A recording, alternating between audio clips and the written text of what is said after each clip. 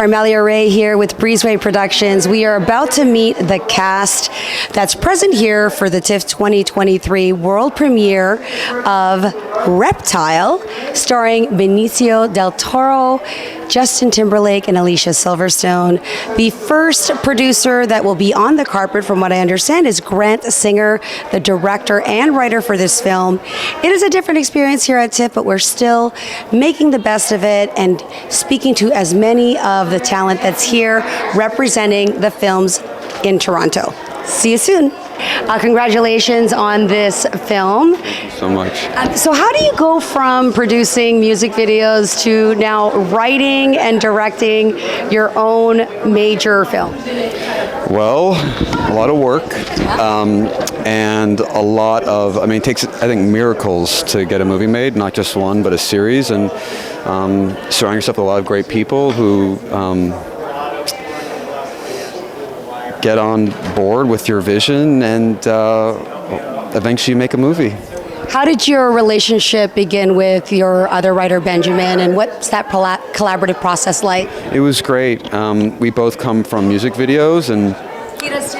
yeah, as well as an amazing writer and director, and we wrote this movie together and eventually gave it to our producers who had worked with Benicio and Sicario.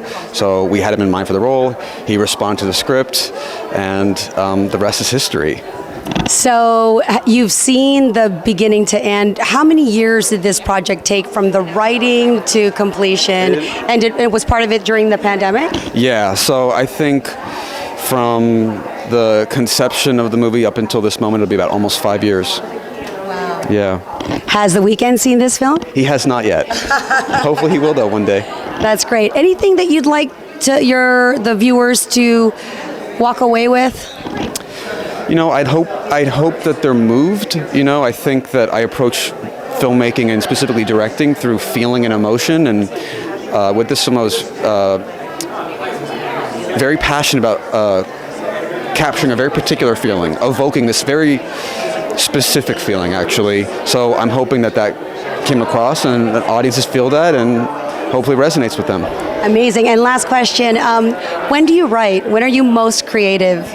Late at night, actually, is when my brain really comes alive. Yeah. Wow. Not a morning person. I've actually become a morning person, but for some reason I'm creative at night, like shooting at night, like everything at night. So yeah.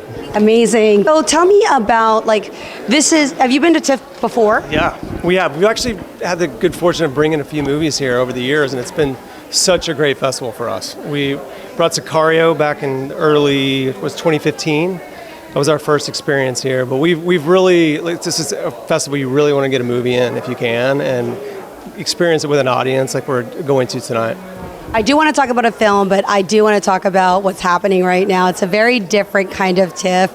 How are you guys feeling about the strike, and are you hoping that they're going to come to an agreement soon?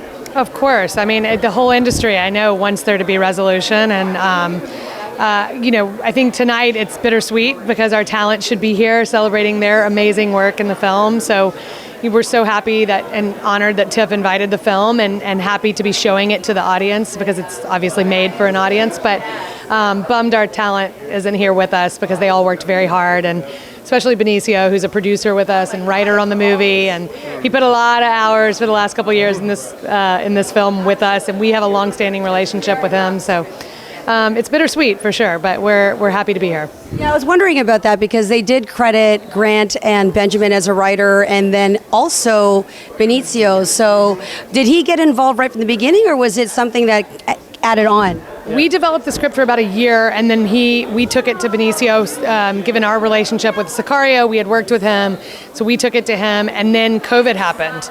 So he ended up kind of he was already workshopping the script with Grant, and then they ended up sort of developing it further and writing on it because we had this long COVID delay for about a year and a half. So it kind of naturally evolved into like a co-writing process, which was great. And what he contributed to the script is incredible. He really elevated the movie. And it has been a tough like decade for filmmaking and actors.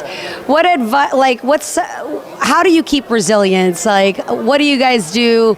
Like, what is your go-to thought or book or phrase when things are just like turning around or not going your way?